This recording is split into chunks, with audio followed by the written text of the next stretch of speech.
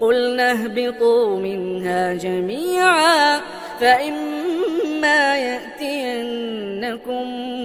مني هدى فمن تبع هداي فلا خوف عليهم ولا هم يحزنون والذين كفروا وكذبوا بآياتنا أولئك أصحاب النار هم فيها خالدون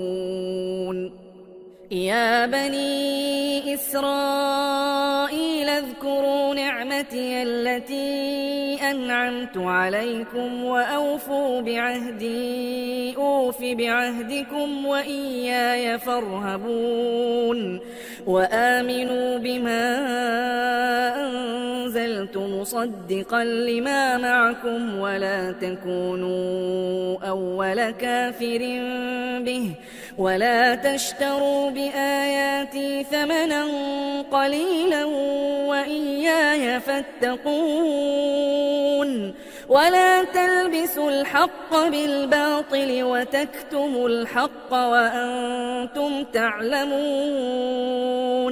وأقيموا الصلاة وآتوا الزكاة واركعوا مع الراكعين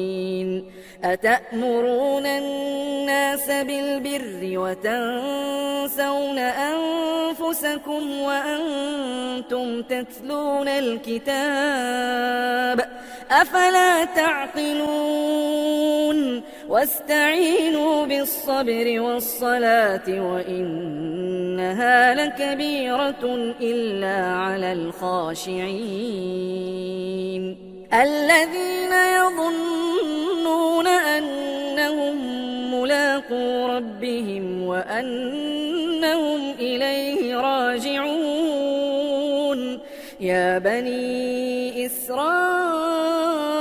اذكروا نعمتي التي أنعمت عليكم وأني فضلتكم على العالمين واتقوا يوما لا تجزي نفس عن نفس شيئا ولا يقبل منها شفاعة ولا يؤخذ منها عدل